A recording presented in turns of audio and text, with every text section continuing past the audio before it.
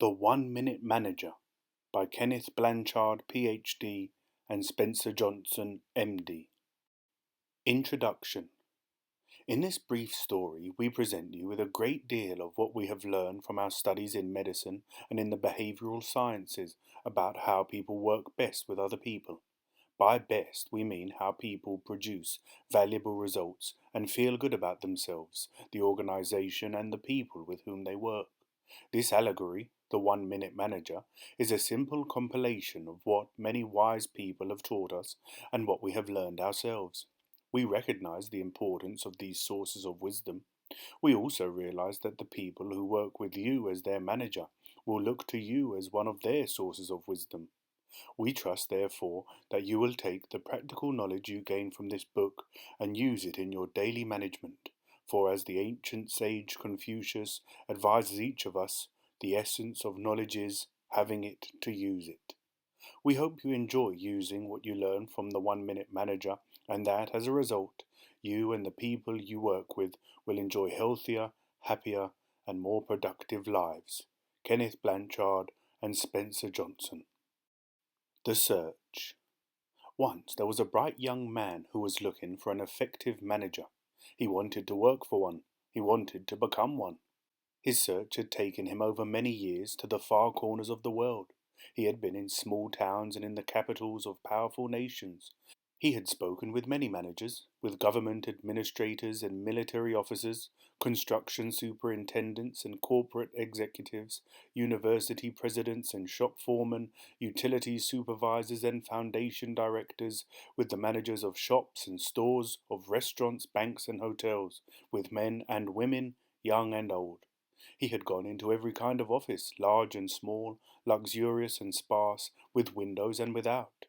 He was beginning to see the full spectrum of how people manage people, but he wasn't always pleased with what he saw. He had seen many tough managers whose organizations seemed to win while their people lost. Some of their superiors thought they were good managers. Many of their subordinates thought otherwise. As the man sat in each of these tough people's offices, he asked, "What kind of a manager would you say you are?" Their answers varied only slightly. "I'm an autocratic manager. I keep on top of the situation," he was told. "A bottom-line manager, hard-nosed, realistic, profit-minded." He heard the pride in their voices and their interest in results. The man also met many nice managers whose people seemed to win while their organizations lost. Some of the people who reported to them thought they were good managers. Those to whom they reported had their doubts. As the man sat and listened to these nice people answer the same question, he heard, "I'm a democratic manager, participative, supportive, considerate, humanistic." He heard the pride in their voices and their interest in people, but he was disturbed. It was as though most managers in the world were primarily interested either in results or in people. The managers who are interested in results often seem to be labelled autocratic, while the managers interested in people were often labelled democratic.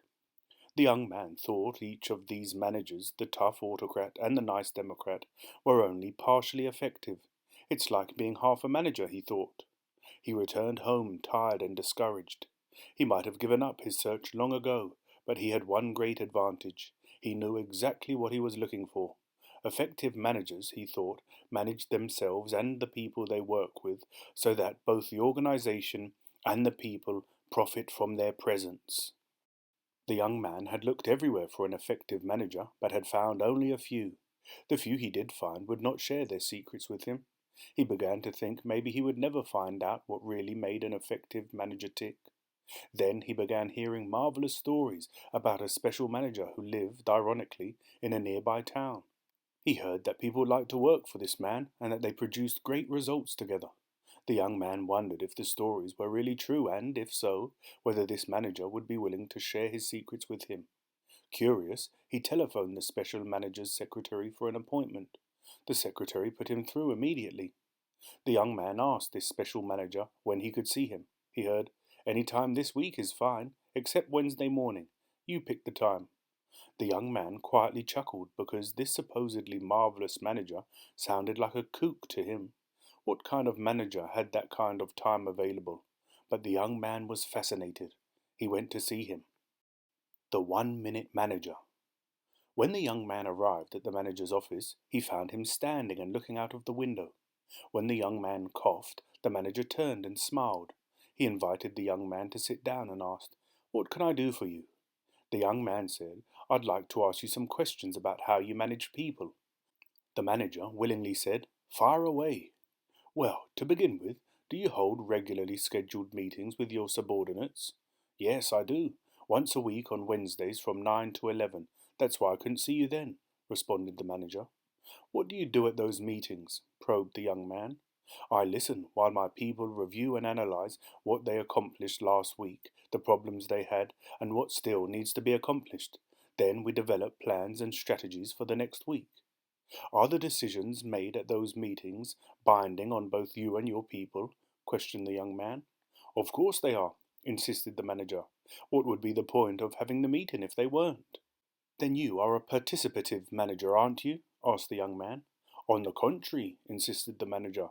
"I don't believe in participating in any of my people's decision-making." "Then what is the purpose of your meetings?" "I already told you that," he said. "Please, young man, do not ask me to repeat myself. It is a waste of my time and yours." "We're here to get results," the manager continued. "The purpose of this organization is efficiency. By being organized, we are a great deal more productive." "Oh, so you're aware of the need for productivity? Then you're more results-oriented than people-oriented," the young man suggested. "No," the manager resounded, startling his visitor. "I hear that all too often." He got to his feet and began to walk about. "How on earth can I get results if it's not through people? I care about people and results. They go hand in hand. Here, young man, look at this." The manager handed his visitor a plaque. "I keep it on my desk to remind me of a practical truth. People who feel good about themselves produce good results." As the young man looked at the plaque, the manager said, "Think about yourself. When do you work best? Is it when you feel good about yourself or when you don't?" The young man nodded as he began to see the obvious. "I get more done when I'm feeling good about myself," he responded. "Of course you do," the manager agreed, "and so does everyone else." The young man raised his index finger with newfound insight. "So," he said, "helping people to feel good about themselves is the key to getting more done?" "Yes," the manager agreed. "However, remember, productivity is more than just the quantity of work done. It is also the quality." He walked over to the window and said, "Come over here, young man." He pointed to the traffic below and asked, "Do you see how many foreign cars there are on the road?" The young man looked out at the real world and said, "I see more of them every day, and I guess that's because they're more economical and they last longer." The manager nodded reluctantly and said, "Exactly. So why do you think people are buying foreign cars? Because American manufacturers did not make enough cars? Or," the manager said without interrupting, "because they did not make the quality car the American public really wanted?" "Now that I think of it," the young man answered, "it's a question of quality and quantity." "Of course," the manager added. "Quality is simply giving people the product or service they really want and need." The older man stood at the window, lost in his thoughts. He could remember not so long ago when his country provided the technology that helped to rebuild Europe and Asia. It still amazed him that America had fallen so far behind in productivity. The young man broke the manager's concentration. "I'm reminded of an ad I saw on television," the visitor volunteered. "It showed the name of a foreign car, and over it came the words, 'If you're going to take out a long-term car loan, don't buy a short-term car.'" The manager turned and said quietly, "I'm afraid that's a rather good summary, and that's the whole point. Productivity is both quantity and quality." The manager and his visitor began to walk back towards the couch, and frankly, the best way to achieve both of these results is through people. The young man's interest increased. As he sat down, he asked, "Well, you've already said that you're not a participative manager. Just how would you describe yourself?" "That's easy," he responded without hesitation. "I'm a 1 minute manager." The young man's face showed surprise. He'd never heard of a 1 minute manager. "You're a what?" The manager laughed and said, "I'm a 1 minute manager. I call myself that because it takes very little time for me to get very big results from people." Although the young man had spoken with many managers, he had never heard one talk like this. It was hard to believe. A 1 minute manager? Someone who gets good results without taking much time? Seeing the doubt on his face, the manager said, "You don't believe me, do you? You don't believe that I'm a 1 minute manager?" "I must admit it's hard for me even to imagine," the young man responded. The manager laughed and said, "Listen, you'd better talk to my people if you really want to know what kind of a manager I am." The manager leaned over and spoke into the office intercom. His secretary, Miss Metcalf, came in moments later and handed the young man a sheet of paper. "Those are the names, positions, and phone numbers of the 6 people who report to me," the 1 minute manager explained. "Which one should I talk to?" the young man asked. "That's your decision," the manager responded. "Pick any name. Talk to any one of them, or all of them." "Well, I mean, who should I start with?" "I already told you. I don't make decisions for other people," the manager said firmly. "Make that decision yourself." He stood up and walked his visitor towards the door. "You have asked me not once but twice to make a simple decision for you. Frankly, young man, I find that annoying. Do not ask me to repeat myself. Either pick a name and get started, or take your search for effective management elsewhere." The visitor was stunned. He was uncomfortable, very uncomfortable. A moment of embarrassed silence seemed like an eternity. Then the 1 minute manager looked the young man in the eye and said, "You want to know about managing people, and I admire that." He shook his visitor's hand. "If you have any questions after talking to some of my people," he said warmly, "come back and see me. I appreciate your interest and desire to learn how to manage. I would, in fact, like to give you the concept of the 1 minute manager as a gift. Someone gave it to me once, and it's made all the difference to me. I want you to understand it fully. If you like it, you may want to become a 1 minute manager yourself someday." "Thank you," the young man managed. He left the manager's office somewhat dumbfounded. As he passed the secretary, she said understandingly, "I can see from your dazed look that you've already experienced our 1 minute manager." The young man said very slowly, still trying to figure things out, "I guess I have." "Maybe I can help you," Ms. Metcalf said. "I've phoned the 6 people who report to him. 5 of them are here and they have each agreed to see you. You may be better able to understand our 1 minute manager after you've spoken with them." The young man thanked her, looked over his list and decided to talk to 3 of them, Mr. Trennell, Mr. Levy and Ms. Brown. The first secret: 1 minute goals. When the young man arrived at Trennell's office, he found a middle-aged man smiling at him. "Well, you've been to see the old man. He's quite a guy, isn't he?" "He seems that way," the young man responded. "Did he tell you about being a 1 minute manager?" "He sure did." "It's not true, is it?" asked the young man. "You'd better believe it is. I hardly ever see him." "You mean you never get any help from him?" puzzled the young man. "Essentially, very little, although he does spend some time with me at the beginning of a new task or responsibility. That's when he does 1 minute goal setting." "1 minute goal setting? What's that?" said the young man. "He told me he was a 1 minute manager, but he didn't say anything about 1 minute goal setting." "That's the first of the 3 secrets to 1 minute management," Trennell answered. "3 secrets?" the young man asked, wanting to know more. "Yes," said Trennell. 1 minute goal setting is the first one and the foundation for 1 minute management.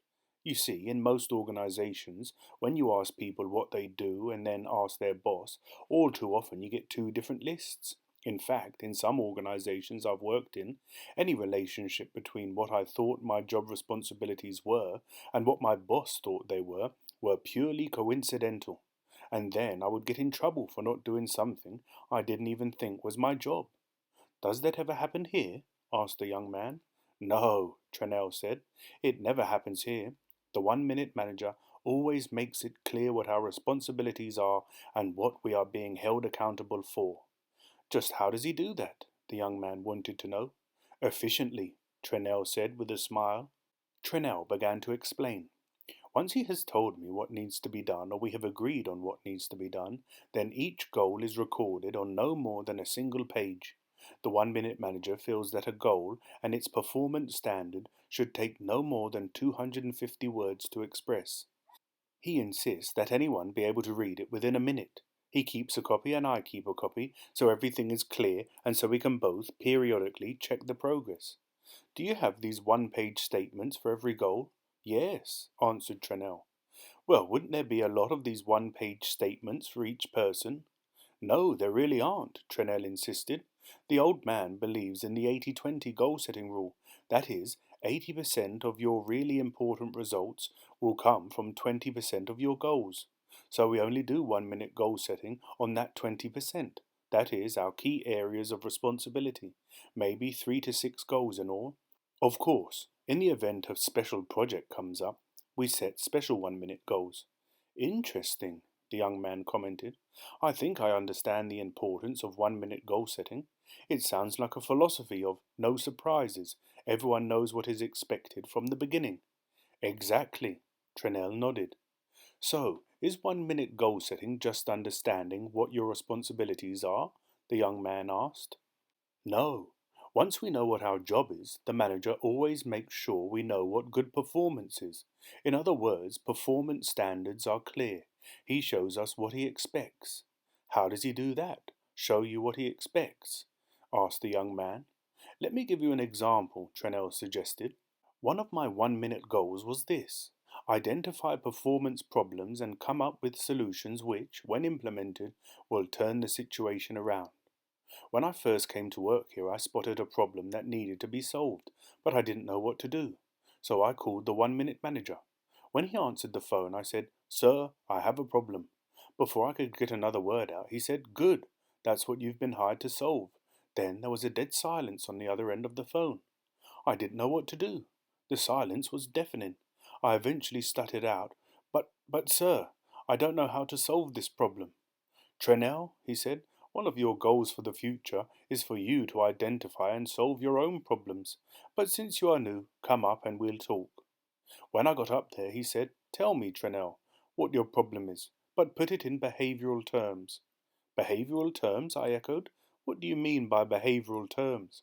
"I mean," the manager explained to me, "that I do not want to hear about only attitudes or feelings. Tell me what is happening in observable, measurable terms." I described the problem the best I could. He said, "That's good, Trenell. Now tell me what you would like to be happening in behavioural terms." "I don't know," I said. "Then don't waste my time," he snapped. I just froze in amazement for a few seconds. I didn't know what to do. He mercifully broke the dead silence. "If you can't tell me what you'd like to be happening," he said, "you don't have a problem yet. You're just complaining. A problem only exists if there is a difference between what is actually happening and what you desire to be happening." Being a quick learner, I suddenly realized I knew what I wanted to be happening. After I told him, he asked me to talk about what may have caused the discrepancy between the actual and the desired. After that, the 1 minute manager said, "Well, what are you going to do about it?" "Well, I could do A," I said. "If you did A, would what you want to happen actually happen?" he asked. "No," I said. "Then you have a lousy solution. What else could you do?" he asked. "I could do B," I said. "But if you did B, will what you want to happen really happen?" he countered again. "No," I realized. "Then that's also a bad solution," he said. "What else can you do?" I thought about it for a couple of minutes and said, "I could do C, but if I do C, what I want to happen won't happen. So that is a bad solution, isn't it?" "Right. You're starting to come around," the manager then said, with a smile on his face.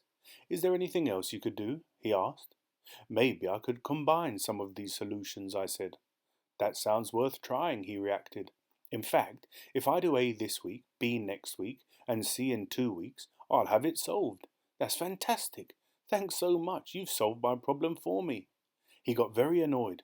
"I did not," he interrupted. "You solved it yourself. I just asked you questions. Questions you are able to ask yourself. Now get out of here and start solving your own problems on your own time, not mine." I knew what he had done, of course. He'd shown me how to solve problems so that I could do it on my own in the future. Then he stood, looked me straight in the eye and said, "You're good, Trenell. Remember that the next time you have a problem." I remember smiling as I left his office. Trenell leaned back in his chair and looked as if he were reliving his first encounter with the 1 minute manager. "So," the young man began, reflecting on what he had just heard. 1 minute goals. Summary. 1 minute goal setting is simple. 1. Agree on your goals. 2. See what good behavior looks like. 3. Write out each of your goals on a single sheet of paper using less than 250 words. 4. Read and reread each goal, which requires only a minute or so each time you do it. 5. Take a minute every once in a while out of your day to look at your performance. And 6. See whether or not your behaviour matches your goal. That's it, Trenell exclaimed. You're a fast learner. Thank you, the young man said, feeling good about himself. But let me just jot that down, he said. I want to remember that. After the young man wrote briefly in the small blue notebook he carried with him, he leaned forward and asked, If 1 minute goal setting is the first secret to becoming a 1 minute manager, what are the other two? Trenell smiled, looked at his watch and said, Why don't you ask Levy that? You are scheduled to see him this morning too, aren't you? The young man was amazed. How did Trenell know that? Yes, the young man said as he rose to shake Trenell's hand. Thank you so much for your time, sir. You're welcome, Trenell answered. Time is one thing I have a lot more of now. As you can probably tell, I'm becoming a 1 minute manager myself. The second secret, 1 minute praisings. As the young man left Trenell's office, he was struck by the simplicity of what he had heard. He thought, it certainly makes sense. After all, how can you be an effective manager unless you and your people are sure of what they are being asked to do? And what an efficient way to do it. The young man walked the length of the building and took the elevator to the second floor. When he got to Mr. Levy's office, he was surprised to meet so young a man. Levy was probably in his late 20s or early 30s. Well, you've been to see the old man. He's quite a guy, isn't he? He was already getting used to the 1 minute manager being called quite a guy. I guess he is, responded the young man. Did he tell you about being a 1 minute manager? Asked Levy. He sure did. It's not true, is it? Asked the young man, wondering if he'd get a different answer from Trenell's. You had better believe it's true. I hardly ever see him. You mean you never get any help from him? Pursued the young man. Essentially very little, although he does spend a fair amount of time with me at the beginning of a new task or responsibility. Yes, I know about 1 minute goal setting, interrupted the young man. Actually, I wasn't thinking so much about 1 minute goal setting. I was referring to 1 minute praisings. 1 minute praisings? Echoed the young man. Are they the second secret to becoming a 1 minute manager? Yes, they are, Levy revealed. In fact, when I first started to work here, the 1 minute manager made it very clear to me what he was going to do. What was that? The visitor asked. He said that he knew that it would be a lot easier for me to do well if I got crystal clear feedback from him on how I was doing. He said he wanted me to succeed. He wanted me to be a big help to the organization and to enjoy my work. He told me that he would try, therefore, to let me know in no uncertain terms when I was doing well and when I was doing poorly. And then he cautioned me that it might not be very comfortable at first for either of us. Why? The visitor asked. Because, as he pointed out to me then, most managers don't manage that way and people aren't used to it. Then he assured me that such feedback would be a big help to me. Can you give me an example of what you are talking about? The young man requested. Sure, Levy complied. Shortly after I started to work, I noticed that, after my manager had done 1 minute goal setting with me, he would stay in close contact. What do you mean, close contact? Asked the young man. There were two ways that he did it, explained Levy. First of all, he observed my activities very closely. He never seemed to be very far away.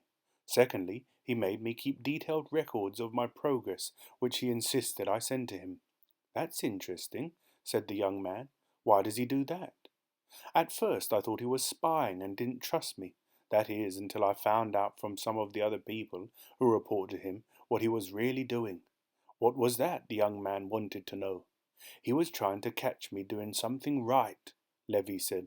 Catch you doing something right? Echoed the young man. Yes, responded Levy. We have a motto around here that says, Help people reach their full potential. Catch them doing something right. Levy continued. In most organizations, the managers spend most of their time catching people doing what? He asked the young man. The young man smiled and said knowingly, Doing something wrong. Right, said Levy. Here we put the accent on the positive. We catch people doing something right." The young man made a few notes in his notebook and then asked, "What happens, Mr. Levy, when the 1 minute manager catches you doing something right?" "That's when he gives you a 1 minute praising," Levy said with some delight. "What does that mean?" the young man wanted to know. "Well, when he has seen that you have done something right, he comes over and makes contact with you. That often includes putting his hand on your shoulder or briefly touching you in a friendly way. Doesn't that bother you?" the young man wondered, "when he touches you?" "No," Levy insisted. "On the contrary, it helps. I know he really cares about me and he wants me to prosper. As he says, the more consistently successful your people are, the higher you rise in the organization. When he makes contact, it's brief, but it lets me know once again that we're really on the same side. Anyway, after that," Levy continued, "he looks you straight in the eye and tells you precisely what you did right. Then he shares with you how good he feels about what you did." "I don't think I've ever heard of a manager doing that," the young man broke in. "That must make you feel pretty good." "It certainly does," Levy confirmed, "for several reasons. First of all, I get a praising as soon as I've done something right." He smiled and leaned forward towards his visitor. Then he laughed and said, "I don't have to wait for an annual performance review, if you know what I mean." Both men smiled. "Second, since he specifies exactly what I did right, I know he's sincere and familiar with what I'm doing. Third, he is consistent." "Consistent?" echoed the young man, wanting to know more. "Yes," insisted Levy. "He will praise me if I am performing well and deserve it, even if things are not going well for him elsewhere. I know he may be annoyed about other things, but he responds to where I am, not just to where he is at the time, and I really appreciate that." "Doesn't all his praising have to take up a lot of the manager's time?" the young man asked. "Not really," said Levy. "Remember, you don't have to praise someone for very long for them to know you noticed and care. It usually takes less than a minute. And that's why it's called 1 minute praising," the visitor said, as he wrote down what he was learning. "Right," Levy said. "Is he always trying to catch you doing something right?" the young man asked. "No, of course not," Levy answered. "Just when you first start working here or when you begin a new project or responsibility, then he does. After you get to know the ropes, he doesn't seem to be around much." "Why?" the young man wondered. "Because you and he have other ways of knowing when your job performance is praiseworthy. You both can review the data in the information system, the sales figures, expenditures, production schedules, and so on. And then," Levy added, "after a while you begin to catch yourself doing things right, and you start praising yourself. Also, you're always wondering when he might praise you again, and that seems to keep you going, even when he's not around. It's uncanny. I've never worked so hard at a job in my life." "That's really interesting," commented the young man. "So 1 minute praising is a secret to becoming a 1 minute manager." "It is indeed," Levy said with a gleam in his eye. He enjoyed watching someone learn the secrets of 1 minute management. As the visitor looked at his notes, he quickly reviewed what he had learned about the 1 minute praising. 1 minute praisings. Summary. The 1 minute praising works well when you 1. Tell people up front that you are going to let them know how they are doing. 2. Praise people immediately. 3. Tell people what they did right. Be specific. 4. Tell people how good you feel about what they did right and how it helps the organization and the other people who work there. 5. Stop for a moment of silence to let them feel how good you feel. 6. Encourage them to do more of the same. 7. Shake hands or touch people in a way that makes it clear that you support their success in the organization. "What's the third secret?" the young man asked anxiously. Levy laughed at the visitor's enthusiasm, rose from his chair and said, "Why don't you ask Miss Brown? I understand you're planning to talk to her too." "Yes, I am," admitted the young man. "Well, thank you so much for your time." "That's okay," insisted Levy. "Time is one thing I have plenty of. You see, I'm a 1 minute manager myself now." The visitor smiled. He had heard that somewhere before. He wanted to reflect on what he was learning. He left the building and took a walk among the trees nearby. He was struck again by the simplicity and common sense of what he had heard. How can you argue with the effectiveness of catching people doing something right? The young man thought. especially after they know what they are to do and what good performance looks like. But do 1 minute praisings really work, he wondered. Does all this 1 minute management stuff really get results? Bottom line results? As he walked along, his curiosity about results increased. So he returned to the 1 minute manager's secretary and asked Miss Metcalf to reschedule his appointment with Miss Brown for some time the next morning. Tomorrow morning is fine, the secretary said as she hung up the phone. Miss Brown said to tell you to come any time except Wednesday morning. Then she called downtown and made the new appointment he requested. He was to see Miss Gomez, an official in the headquarters office. They have information there about all the different plants and location in the total company, Miss Metcalf said in a very knowing way. I'm sure you'll find whatever you're looking for. He thanked her and left. The appraisal. After lunch, the young man went downtown. He met with Miss Gomez, a competent-looking woman in her early 40s. Getting down to business, the young man asked, "Could you please tell me what is the most efficient and effective of all your operations in the country? I want to compare it with the so-called 1-minute managers." A moment later he laughed as he heard Miss Gomez say, "Well, you won't have to look very far, because it is the 1-minute managers. He's quite a guy, isn't he?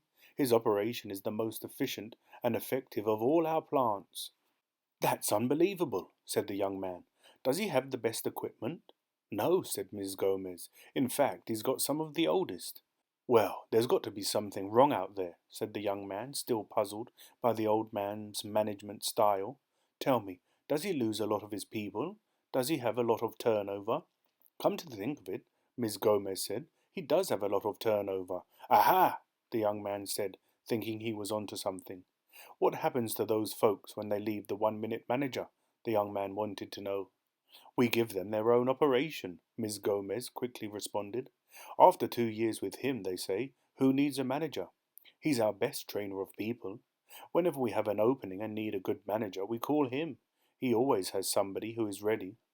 Amazed, the young man thanked Miss Gomez for her time, but this time he got a different response. "I was glad I could fit you in today," she said. "The rest of my week is really jammed. I wish I knew what the 1-minute manager's secrets were. I've been meaning to go over there and see him, but I just haven't had the time." Smiling, the young man said, "I'll give you those secrets as a gift when I find them out myself, just like he's giving them to me." "That would be a precious present," Miss Gomez said with a smile. She looked around her cluttered office and said, "I could use whatever help I can get." The young man left Miss Gomez's office and walked out onto the street, shaking his head. The 1-minute manager was absolutely fascinating to him. That night the young man had a very restless sleep. He found himself excited about the next day, about learning the third secret to becoming a 1-minute manager. The third secret, 1-minute reprimands. The next morning he arrived at Miss Brown's office at the stroke of 9. A very smartly dressed woman in her late 50s greeted him. He got the usual "he's quite a guy, isn't he?" routine, but by now the young man was getting to the point where he could sincerely say, "Yes, he is." "Did he tell you about being a 1-minute manager?" asked Miss Brown. "That's all I've been hearing about," the young man said, laughing. "It's not true, is it?" he asked, still wondering if he'd get a different answer. "You'd better believe it is. I hardly ever see him." "You mean you don't have much contact with him?" pursued the young man, "outside your regular weekly meeting?"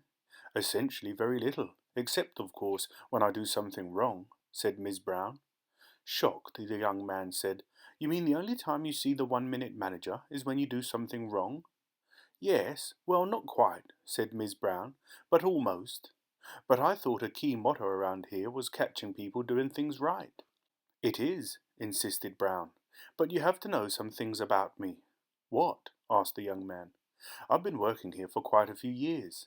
I know this operation inside and out. As a result, the 1-minute manager doesn't have to spend much time with me, if any, on goal setting. In fact, I usually write out my goals and send them over to him." "Is each goal on a separate sheet of paper?" asked the young man. "You bet. No longer than 250 words, and each one takes me or the 1-minute manager only a minute to read.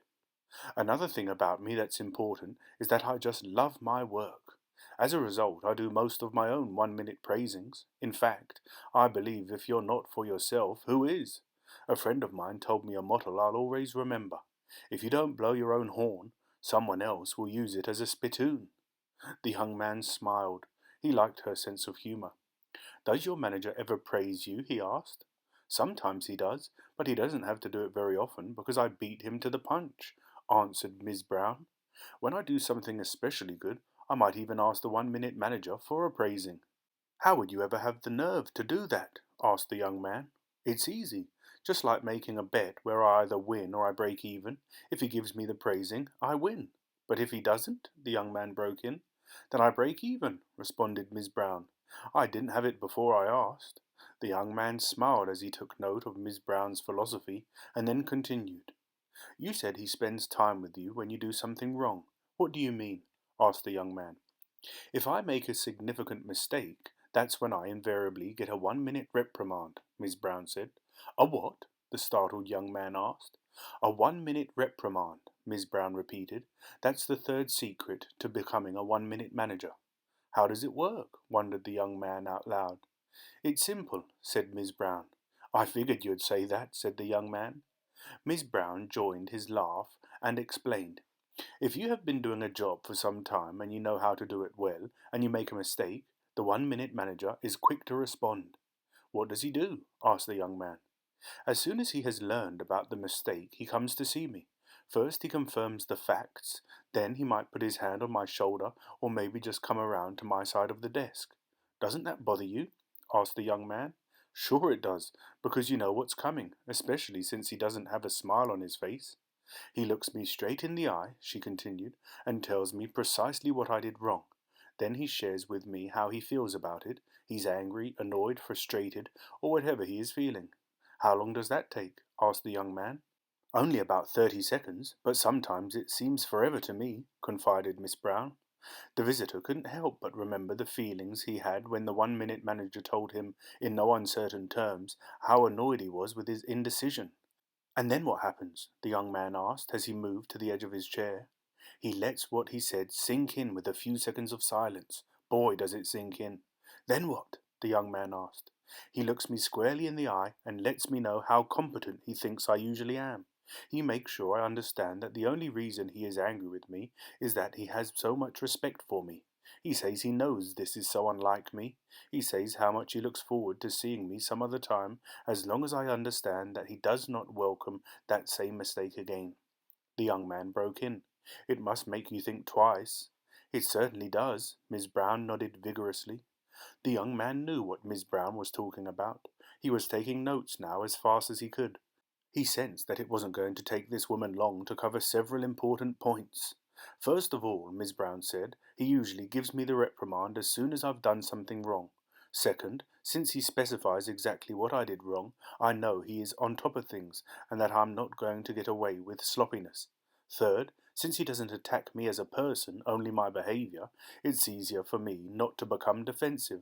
I don't try to rationalize away my mistake by fixing blame on him or somebody else. I know he is being fair. And fourth, he is consistent. Does that mean he will reprimand you for doing something wrong, even if things are going well for him elsewhere? Yes, she answered. Does the whole process really take only a minute? The young man asked. Usually, she said, and when it's over, it's over. A 1 minute reprimand doesn't last long, but I can guarantee you don't forget it, and you don't usually make the same mistake twice. I think I know what you're talking about, the young man said. I'm afraid I asked him. I hope, she interrupted, you didn't ask him to repeat himself. The young man was embarrassed. I did, he confessed. Then you know what it's like to be on the receiving end of a 1 minute reprimand, she said, although I expect as a visitor you got a rather mild one. I don't know if you'd call it mild, he said, but I don't think I'll ask him to repeat himself very often. That was a mistake. I wonder, the visitor said out loud, if the 1 minute manager ever makes a mistake. He seems almost too perfect. Miss Brown began to laugh. Hardly, she said, but he does have a good sense of humour, so when he does make a mistake, like forgetting to do the last half of the 1 minute reprimand, we point it out to him and kid him about it. After we've had time to recover from the reprimand, that is, we might, for example, phone him later and tell him we know we were wrong. Then we might laugh and ask for the praising half of the reprimand, because we're not feeling too good. "And what does he do then?" the young man asked.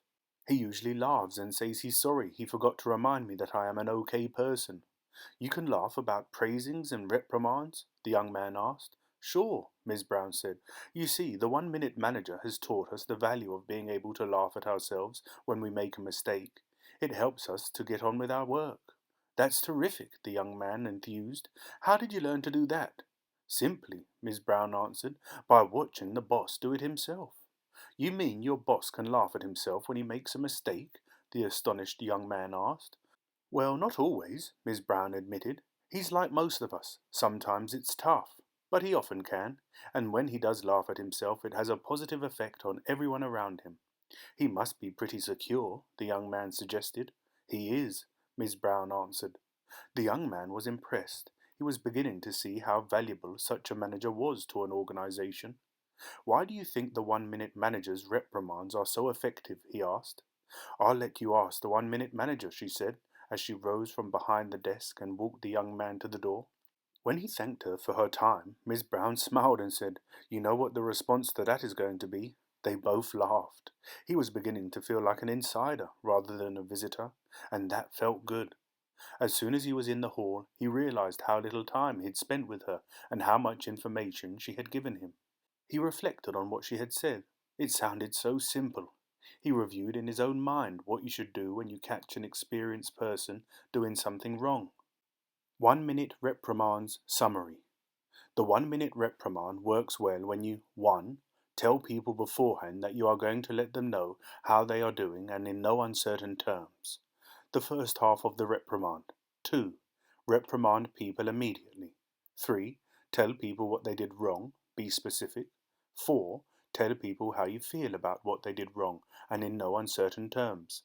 5. Stop for a few seconds of uncomfortable silence to let them feel how you feel. The second half of the reprimand. 6. Shake hands or touch them in a way that lets them know you are honestly on their side. 7. Remind them how much you value them. 8. Reaffirm that you think well of them but not of their performance in this situation.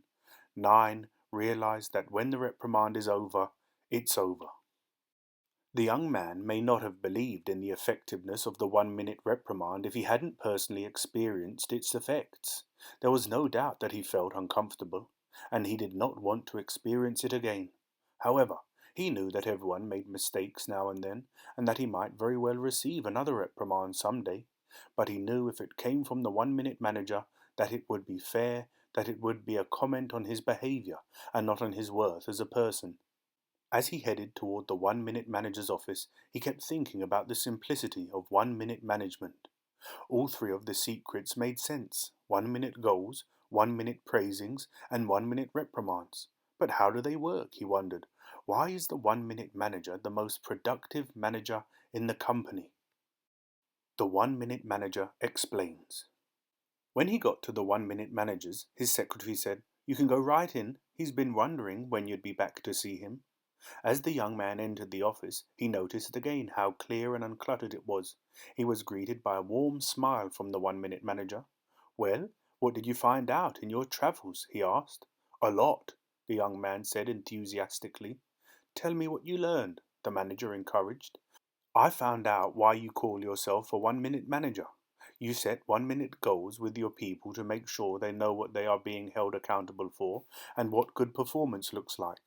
You then try to catch them doing something right so you can give them a 1 minute praising, and then, finally, if they have all the skills to do something right and they don't, you give them a 1 minute reprimand." "What do you think about all that?" asked the 1 Minute Manager. "I'm amazed at how simple it is," said the young man, "and yet it works. You get results. I'm convinced that it certainly works for you." "And it will for you too, if you're willing to do it," the manager insisted. "Perhaps," said the young man, "but I would be more likely to do it if I could understand more about why it works." "That's true of everyone, young man. The more you understand why it works, the more apt you are to use it. I'd be happy, therefore, to tell you what I know. Where do you want to start?" "Well, first of all, when you talk about 1 minute management, do you really mean it takes a minute to do all the kinds of things you need to do as a manager?" "No, not always. It just is a way to say that being a manager is not as complicated as people would have you believe.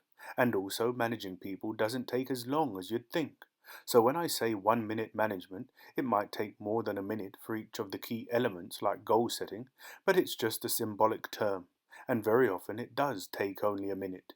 Let me show you one of the notes I keep on my desk. When he looked, the young man saw, "The best minute I spend is the one I invest in people." It's ironic, the manager said. Most companies spend 50% to 70% of their money on people's salaries, and yet they spend less than 1% of their budget to train their people. Most companies, in fact, spend more time and money on maintaining their buildings and equipment than they do on maintaining and developing people. I never thought of that, the young man admitted. But if people get results, then it certainly makes good sense to invest in people. Exactly, the manager said.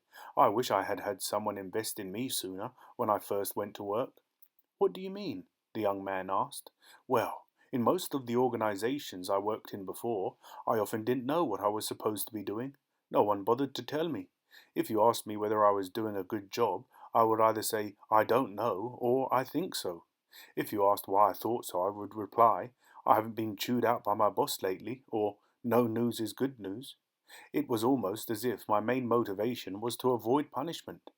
That's interesting, the young man admitted, but I'm not sure I understand it. Then he added anxiously, in fact, if it's all right with you, maybe I could understand things better if I could get to some of my why questions. Let's start with 1 minute goal setting. Why does it work so well? Why 1 minute goals work. You want to know why 1 minute goals work? The manager said. Fine. He got up and began to pace slowly around the room. Let me give you an analogy that might help. I've seen a lot of unmotivated people at work in the various organizations I've been employed in over the years, but I've never seen an unmotivated person after work. Everyone seems to be motivated to do something. One night, for example, I was bowling and I saw some of the problem employees at work for my last organization. One of the real problem people, who I remembered all too well, took the bowling ball and approached the line and rolled the ball. Then he started to scream and yell and jump around. Why do you think he was so happy? Because he got a strike? He had knocked down all the pins? Exactly. Why don't you think he and other people are that excited at work? Because he doesn't know where the pins are, smiled the young man. I get it. How long would he want to bowl if there were no pins? Right, said the 1 minute manager. Now you can see what happens in most organizations. I believe that most managers know what they want their people to do. They just don't bother to tell their people in a way they would understand. They assume they should know. I never assume anything when it comes to goal setting. When you assume that people know what's expected of them, you are creating an ineffective form of bowling. You put the pins up, but when the bowler goes to roll the ball, he notices there's a sheet across the pins. So he rolls the ball and it slips under the sheet. He hears a crack but doesn't know how many pins he knocked down. When you ask him how he did, he says, I don't know, but it felt good. It's like playing golf at night. A lot of my friends have given up golf, and when I asked them why, they said, because the courses are too crowded. When I suggested that they play at night, they laughed because who would ever play golf without being able to see the pins? It's the same with watching football. How many people in this country would sit in front of their TVs on a Sunday afternoon or Monday night and watch two teams run up and down the field if there were no goals to shoot at or any way to score? Yeah, why is that? Asked the young man. It's all because clearly the number one motivator of people is feedback on results. In fact, we have another saying here that's worth noting. Feedback is the breakfast of champions. Feedback keeps us going. Unfortunately, however, when most managers realize that feedback on results is the number one motivator of people, they usually set up a third form of bowling. When the bowler goes to the line to roll the ball, the pins are still up and the sheet is in place, but now there is another ingredient in the game, a supervisor standing behind the sheet. When the bowler rolls the ball, he hears the crash and the falling pins, and the supervisor holds up two fingers to signify you knocked down two pins. Actually, do most managers say you got two? No, the young man smiled. They usually say you missed eight. Right on, said the 1 minute manager. The question I always used to ask was why doesn't the manager lift the sheet up so both he and his subordinate can see the pins? Why? Because he has the great American tradition, performance review, coming up. Because he has performance review coming up? Wondered the young man. Right, I used to call that knee sob, which stands for now I have you, you sob. Such managers don't tell their people what they expect from them, they just leave them alone and then zap them when they don't perform at the desired level. Why do you suppose they would do that? The young man inquired, being very familiar with the truth in the manager's comments. So they can look good, said the manager. What do you mean, so they can look good? Asked the young man. How do you think you would be viewed by your boss if you rated everyone that reported to you at the highest level on your performance review scale? As a soft touch, as someone who could not discriminate between good performance and poor performance. Precisely, said the manager. In order to look good as a manager in most organizations, you have to catch some of your people doing things wrong. You have to have a few winners, a few losers, and everyone else somewhere in the middle. You see, in this country, we have a normal distribution curve mentality. I remember one time when visiting my son's school, I observed a fifth grade teacher giving a state capitals test to her class. When I asked her why she didn't put atlases around the room and let the kids use them during the test, she said, I couldn't do that because all the kids would get 100%, as though it would be bad for everyone to do that.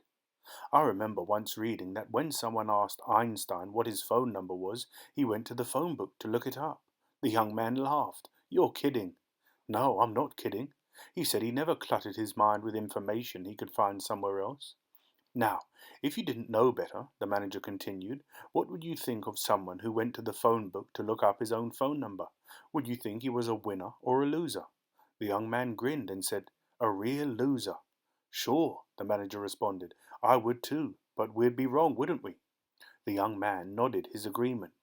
It's easy for any of us to make this mistake, the manager said. Then he showed his visitor the plaque he had made for himself. Look at this. Everyone is a potential winner. Some people are disguised as losers. Don't let their appearances fool you. You see, the manager said, you really have three choices as a manager. First, you can hire winners. They are hard to find and they cost you money. Or, second, if you can't find a winner, you can hire someone with the potential to be a winner. Then you systematically train that person to become a winner. If you are not willing to do either of the first two, and I'm continually amazed at the number of managers who won't spend the money to hire a winner or take the time to train someone to become a winner, then there is only the third choice left, prayer. That stopped the young man cold. He put down his notebook and pen and said, Prayer? The manager laughed quietly. That's just my attempt at humor, young man. But when you think about it, there are many managers who are saying their prayers daily. I hope this person works out. Oh, the young man said seriously. Well, let's take the first choice. If you hire a winner, it's really easy to be a 1-minute manager, isn't it? It sure is, said the manager with a smile. He was amazed at how serious the young man was now, as though being more serious made a person a better manager. All you have to do with a winner is do 1-minute goal setting and let them run with the ball. I understand from Miss Brown, sometimes you don't even have to do that with her, said the young man. She's absolutely right, said the manager. She's forgotten more than most people know around here, but with everyone, winner or potential winner, 1-minute goal setting is a basic tool for productive behavior. Is it true that no matter who initiates the 1-minute goal setting, the young man asked, each goal always has to be written down on a single sheet of paper?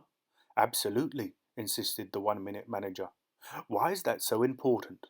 So people can review their goals frequently and then check their performance against these goals. I understand you have them write down only their major goals and responsibilities and not every aspect of their job, the young man said. Yes, that's because I don't want this to be a paper mill. I don't want a lot of pieces of paper filed away somewhere and looked at only once a year when it's time for next year's goal setting or performance review or some such thing. As you probably saw, everyone who works for me has a plaque near them that looks like this. He showed his visitor his copy of the plaque. Take a minute, look at your goals, look at your performance, see if your behavior matches your goals. The young man was amazed. He'd missed this in his brief visit. I never saw this, he said. It's terrific. Could I get one of these plaques? Sure, the manager said. I'll arrange it. As he was writing down some of what he was learning, the aspiring manager said, without lifting up his head, "You know, it's difficult to learn everything there is to learn about 1 minute management in such a short time. There's certainly more I'd like to learn about 1 minute goals, for instance, but maybe I could do that later." "Could we move on to 1 minute praisings now?" asked the young man as he looked up from his notebook. "Sure," said the 1 minute manager. "You're probably wondering why that works too." "I certainly am," the visitor responded. Why 1 minute praisings work. Let's look at a few examples, the 1 minute manager said. Maybe then it will be clear to you why 1 minute praisings work so well. "I'd like that," said the young man. "I'll start with a pigeon example and then move on to people," said the manager. "Just remember, young man, people are not pigeons. People are complicated. They are aware, they think for themselves, and they certainly don't want to be manipulated by another person. Remember that and respect that. It is a key to good management." With that in mind, let us look at several simple examples which show us that we all seek what feels good to us and we avoid what feels bad to us.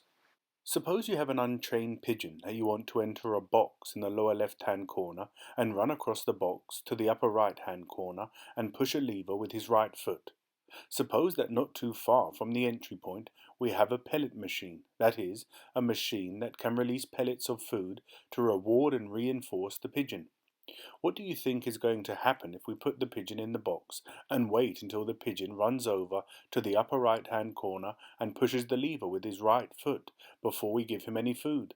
asked the 1 minute manager. "He would starve to death," responded the young man. "You're right. We're going to lose a lot of pigeons. The pigeon is going to starve to death because he doesn't have any idea what he is supposed to do. Now, it's actually not too hard to train a pigeon to do this task. All you have to do is draw a line not too far from where the pigeon enters the box. If the pigeon enters the box and crosses the line, bang! The pellet machine goes off and the pigeon gets fed. Pretty soon you have the pigeon run into that spot, but you don't want the pigeon there. Where do you want the pigeon?" "In the upper right-hand corner of the box," said the young man. "Right," the 1 minute manager confirmed. "Therefore, after a while, you stop rewarding the pigeon for running to that spot and draw another line which isn't too far from the last line, but is in the direction of the goal, the upper right-hand corner of the box. Now the pigeon starts running around his old spot and doesn't get fed. Pretty soon, though, the pigeon makes it across the new line, and bang! The machine goes off again and the pigeon gets fed. Then you draw another line. Again, this line has to be in the direction of the goal, but not too far away that the pigeon can't make it again. We keep setting up these lines closer and closer to the upper right-hand corner of the box until we won't feed the pigeon unless he hits the lever, and then finally only when he hits the lever with his right foot." "Why do you set up all these little goals?" wondered the young man. "By setting up these series of lines, we are establishing goals that the pigeon can achieve. So the key to training someone to do a new task is, in the beginning, to catch them doing something approximately right until they can eventually learn to do it exactly right. We use this concept all the time with kids and animals, but we somehow forget it when we are dealing with big people, adults. For example, at some of these sea aquariums you see round the country, they usually end the show by having a huge whale jump over a rope which is high above the water. When the whale comes down, he drenches the first 10 rows. The people leave that show mumbling to themselves, "That's unbelievable! How did they teach that whale to do that?" "Do you think they go out in the ocean in a boat," the manager asked, "and put a rope out over the water and yell, 'Up, up,' until a whale jumps out of the water over the rope, and then say, 'Hey, let's hire him. He's a real winner'?" "No," laughed the young man, "but that really would be hiring a winner."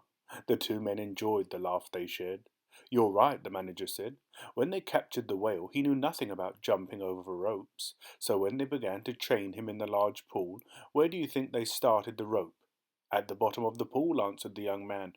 "Of course," responded the manager.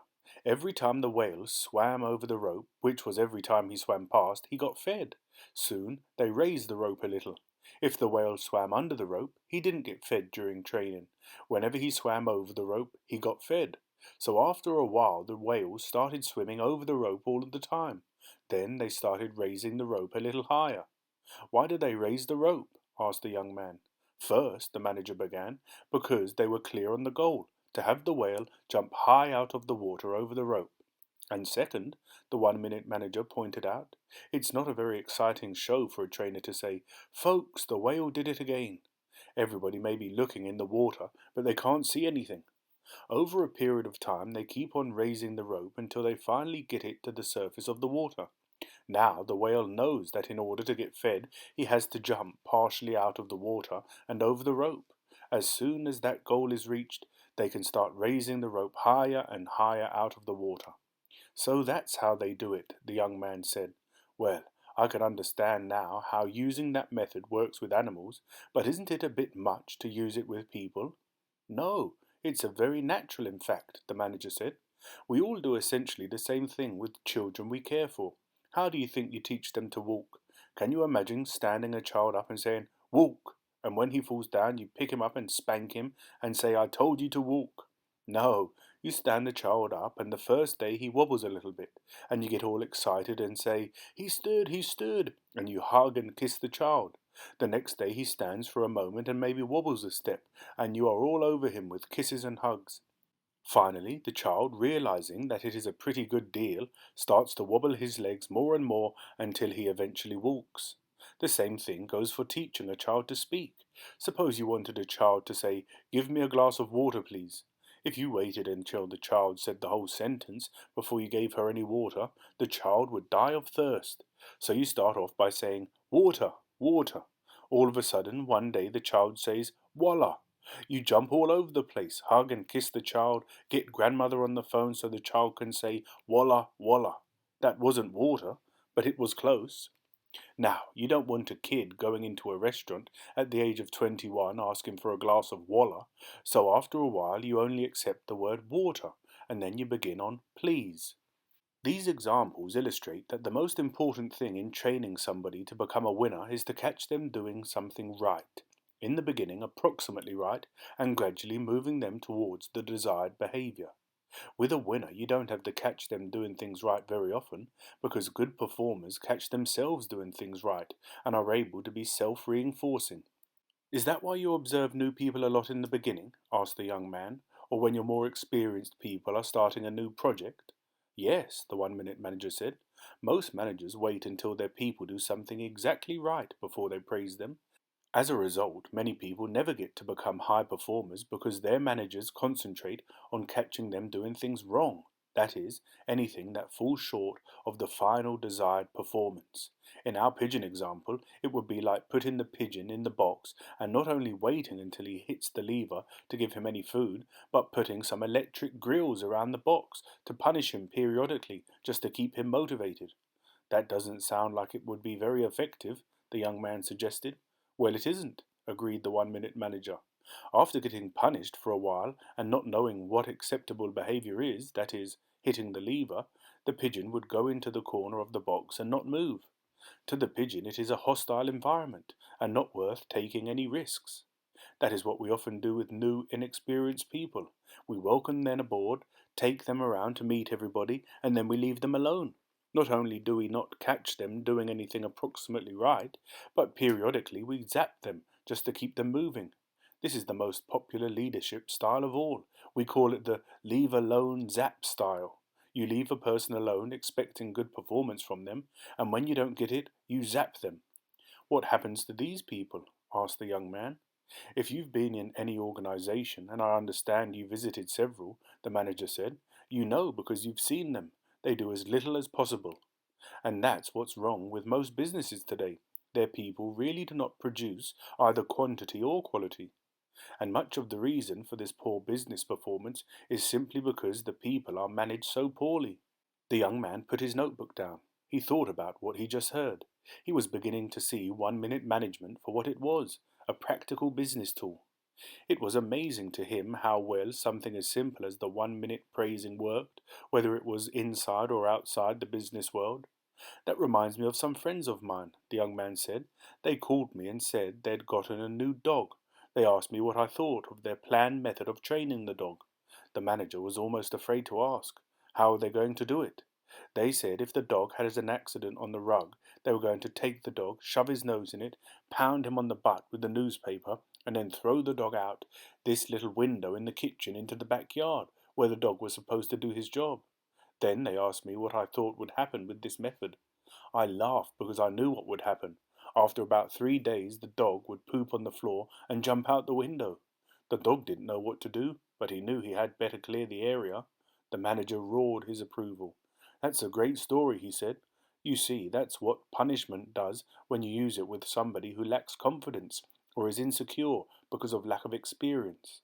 If inexperienced people don't perform, that is, do what you want them to do, then rather than punish them, we need to go back to 1 minute goal setting and make sure they understand what is expected of them and that they have seen what good performance looks like."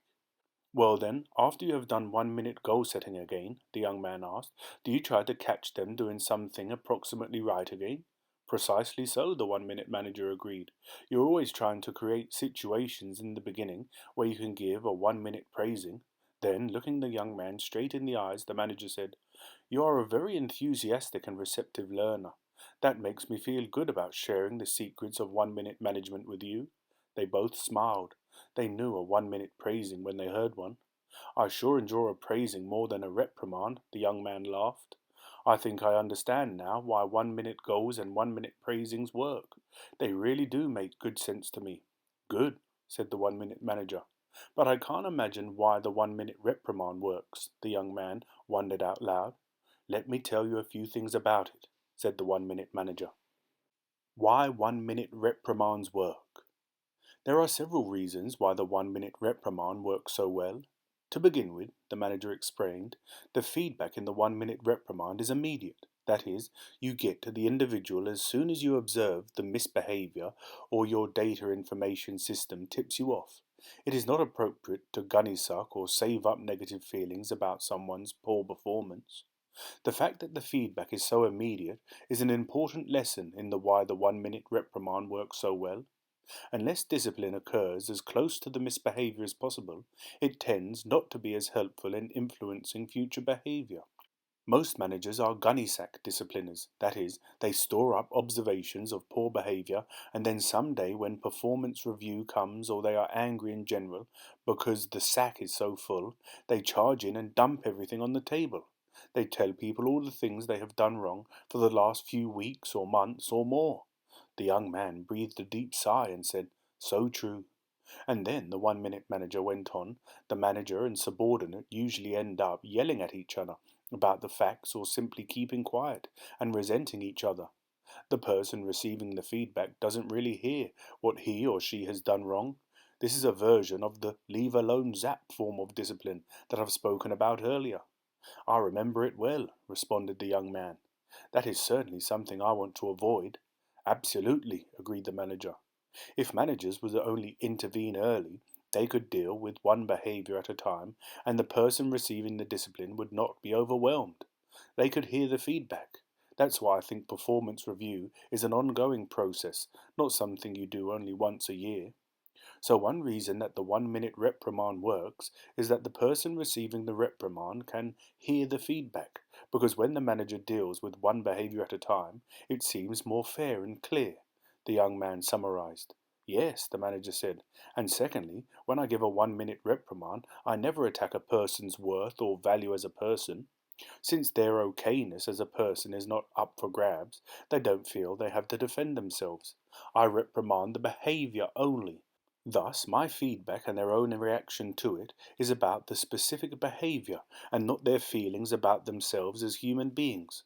So often, when disciplining people, managers persecute the individual. My purpose in a 1 minute reprimand is to eliminate the behavior and keep the person. So that's why you make the second half of the reprimand a praising," the young man said. "Their behavior is not okay, they are okay." "Yes," agreed the 1 minute manager. "Why wouldn't you give the praising first and then the reprimand?" suggested the young man. "For some reason, it just doesn't work," insisted the manager. "Some people, now that I think of it, say that I am nice and tough as a manager, but to be more accurate, I'm really tough and nice." "Tough and nice," echoed the young man. "Yes," insisted the 1 minute manager. This is an old philosophy that has worked well for literally thousands of years. There is, in fact, a story in ancient China that illustrates this. Once upon a time, an emperor appointed a second in command. He called this prime minister in and, in effect, said to him, "Why don't we divide up the tasks? Why don't you do all the punishing and I do all the rewarding?" The prime minister said, "Fine, I'll do all the punishing and you do all the rewarding." "I think I'm going to like this story," the young man said. You will," the 1 Minute Manager replied with a knowing smile. Now this emperor, the manager continued, soon noticed that whenever he asked someone to do something, they might do it or they might not do it. However, when the prime minister spoke, people moved. So the emperor called the prime minister back in and said, "Why don't we divide the tasks again? You have been doing all the punishing here for quite a while. Now let me do the punishing and you do the rewarding." So the prime minister and the emperor switched roles again. And within a month, the prime minister was emperor. The emperor had been a nice person, rewarding and being kind to everyone. Then he started to punish people. People said, "What's wrong with that old codger?" And they threw him out on his ear. When they came to look for a replacement, they said, "You know who's really starting to come around? The prime minister." So they put him right into office. "Is that a true story?" the young man asked. "Who cares?" said the 1 Minute Manager, laughing. "Seriously," he added, "I do know this. If you are first tough on the behavior and then supportive of the person, it works." Do you have any modern-day examples of where the 1 Minute Reprimand has worked other than in management? The young man asked the wise manager. "Yes, certainly," the manager said. "Let me mention two. One with severe adult behavior problems and another in disciplining children." "What do you mean when you say severe adult behavior problems?" the young man asked. "I'm talking about alcoholics in particular," the manager answered. "About 30 years ago, an observant clergyman discovered a technique which is now called crisis intervention. He made the discovery when he was helping a physician's wife. She was in a Minnesota hospital in critical condition and slowly dying from cirrhosis of the liver, but she was still denying that she had a drinking problem. When all her family had gathered at her bedside, the clergyman asked each of them to describe specific drinking incidents they had observed. That's an important part of the 1 Minute Reprimand. Before giving a reprimand, you have to see the behavior yourself. You can't depend on what someone else saw. You never give a reprimand based on hearsay." "Interesting," the young man broke in. "Let me finish." After the family described specific behaviors, the clergyman asked each of the family members to tell the woman how they felt about those incidents. Gathered closely around her, one by one, they told her first what she did, and second, how they felt about it. They were angry, frustrated, embarrassed, and then they told her how much they loved her, and they instinctively touched her and gently said how they wanted her to live and enjoy life once again. That was why they were so angry with her. "That sounds so simple," said the young man, "especially with something as complicated as a drinking problem. Did it work?" "Amazingly so," the 1 Minute Manager insisted. "And now there are crisis intervention centers all over the country. It's not as simple as I've summarized it, of course. But these three basic ingredients, telling people what they did wrong, telling people how you feel about it, and reminding people that they are valuable and worthwhile, lead to significant improvements in people's behavior." "That's nothing short of incredible," the young man said. "I know it is," the manager agreed. "You said you'd give me two examples of how other people successfully use methods like the 1 Minute Reprimand," the young man said. "Oh yes, of course. In the early 1970s, a family psychiatrist in California also made the same amazing discovery with children. He had read a lot about bonding, the emotional ties people have to people. He knew what people needed. People need to be in contact with people who care about them, to be accepted as valuable just because they are people. The doctor also knew that people need to have a spade called a spade, to be pulled up short by people who care when they are not behaving well. How does that translate, the young man wanted to know, into practical action? Each parent is taught to physically touch their child by putting their hand on the child's shoulder, touching his arm, or if he is young, actually sitting the child in their lap. Then the parent tells the child exactly what he did wrong and how the parent feels about it, and in no uncertain terms. You can see that this is very like what the family members did for the sick woman. Finally, The parent takes a deep breath and allows for a few seconds of silence so the child can feel whatever the parent is feeling. Then the parent tells the youngster how valuable and important the child is to the parent. You see, it is very important when you are managing people to remember that behavior and worth are not the same thing. What is really worthwhile is the person managing their own behavior. This is as true of each of us as managers as it is of each of the people we are managing.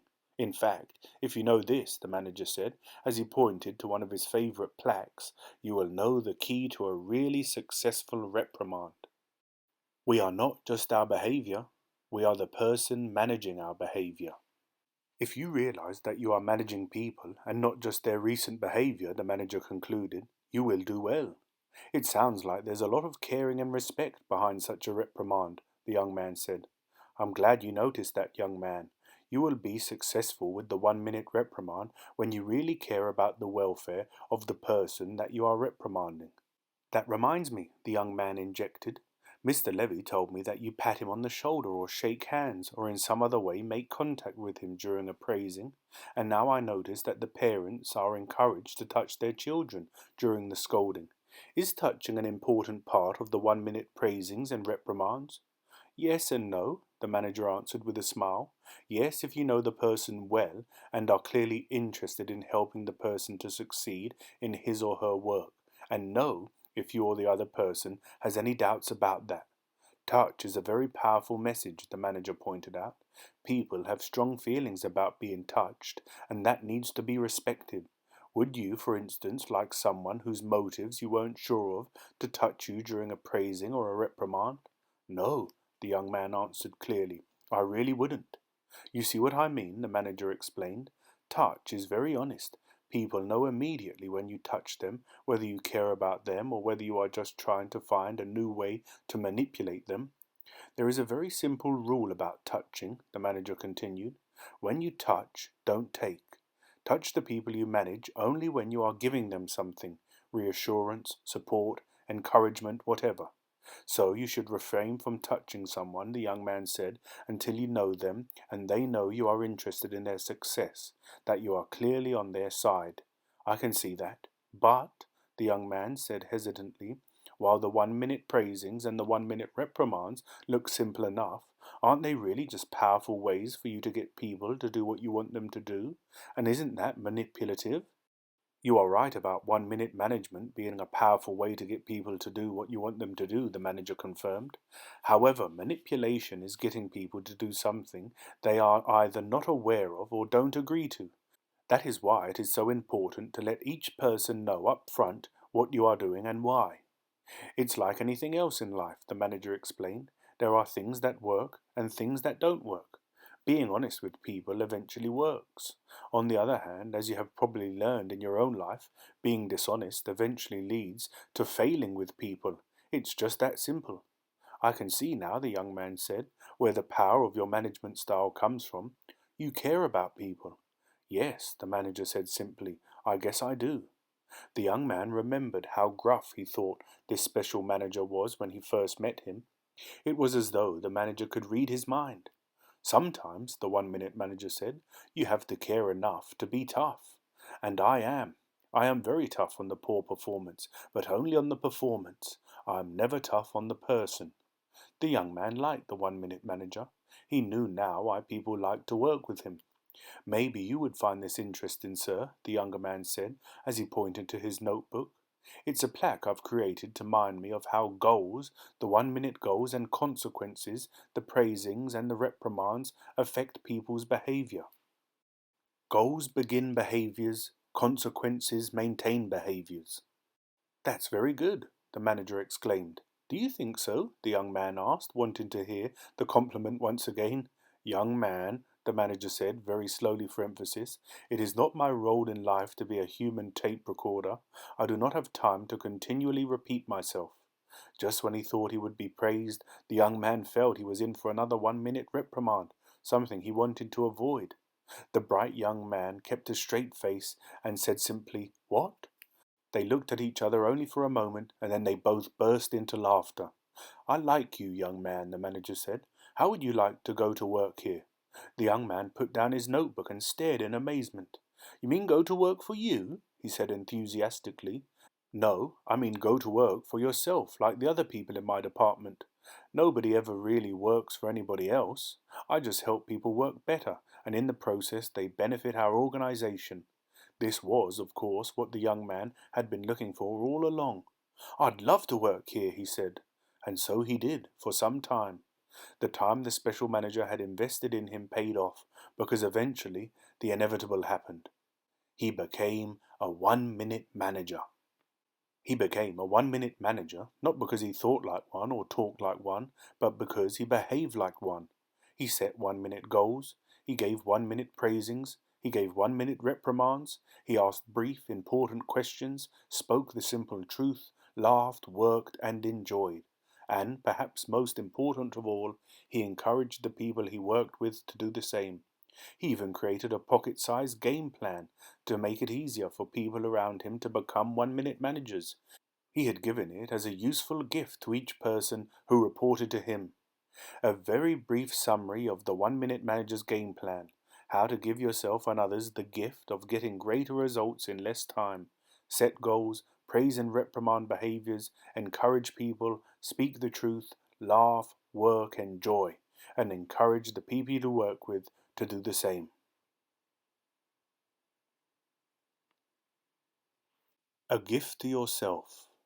Many years later, the man looked back on the time when he first heard of the principles of 1-minute management. It seemed like a long time ago. He was glad he had written down what he learned from the 1-minute manager. He had put his notes into a book and had given copies to many people. He remembered Miss Gomez's telephoning to say, "I can't thank you enough. It's made a big difference in my work." That pleased him. As he thought back on the past, he smiled. He remembered how much he had learned from the original 1-minute manager, and he was grateful. The new manager was also happy that he could take the knowledge one step further. By giving copies to many other people in the organization, he had solved several practical problems. Everyone who worked with him felt secure. No one felt manipulated or threatened because everyone knew up front what he was doing and why.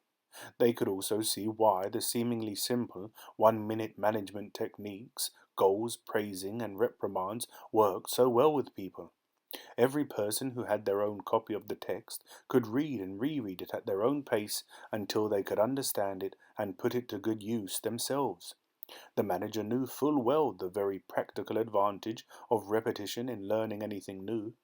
Sharing the knowledge in this simple and honest way had, of course, saved him a good deal of time, and it had certainly made his job easier. Many of the people reporting to him had become 1-minute managers themselves, and they, in turn, had done the same for many of the people who reported to them. The entire organization had become more effective. As he sat at his desk thinking, the new 1-minute manager realized what a fortunate individual he was. He had given himself the gift of getting greater results in less time. He had time to think and to plan, to give his organization the kind of help it needed. He had time to exercise and stay healthy. He knew he did not experience the daily emotional and physical stress other managers subjected themselves to. And he knew that many of the other people who worked with him enjoyed the same benefits. His department had fewer costly personnel turnovers, less personal illness, and less absenteeism. The benefits were significant.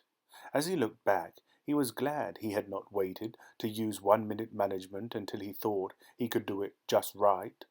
After his staff had read about his management system, he had asked each person who reported to him if they would like to be managed by a 1-minute manager. He was amused to learn that there was something that people really wanted even more than learning how to become a 1-minute manager themselves, and that was to have one for a boss. Once he knew this, it was a lot easier for him to clearly tell his staff that he wasn't sure that he could do it just exactly the way he was supposed to.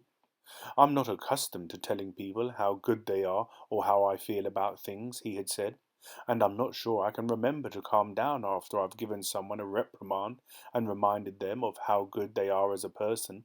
The typical answer from his associates had caused him to smile. "Well, you could at least give it a try." By simply asking if his staff wanted to be managed by a 1-minute manager and by admitting that he may not always be able to do it right, he had accomplished something very important. The people he worked with felt that he was honestly on their side from the very beginning, and that made all the difference. Then the new 1-minute manager got up from his desk and began to walk about his uncluttered office. He was deep in thought. He felt good about himself as a person and as a manager. His caring about people had paid off handsomely. He had risen in the organization, gaining more responsibilities and more rewards. And he knew he had become an effective manager because both his organization and the people in it had clearly benefited from his presence. A gift for others. Suddenly the intercom buzzed and startled the man. "Excuse me, sir, for interrupting you," he heard his secretary say, "but there is a young woman on the phone. She wants to know if she can come and talk to you about the way we manage people here." The new 1-minute manager was pleased. He knew more women were entering the business world, and he was glad that some of them were as keen to learn about good management as he had been. The manager's department was now running smoothly. As you might expect, it was one of the best operations of its kind in the world. His people were productive and happy, and he was happy too. It felt good to be in his position. "Come any time," he heard himself telling the caller. And soon he found himself talking to a bright young person. "I'm glad to share my management secrets with you," the new 1-minute manager said as he showed the visitor to his couch. "I will only make one request of you." "What is that?" the visitor asked. "Simply," the manager began, "that you share it with others." The end.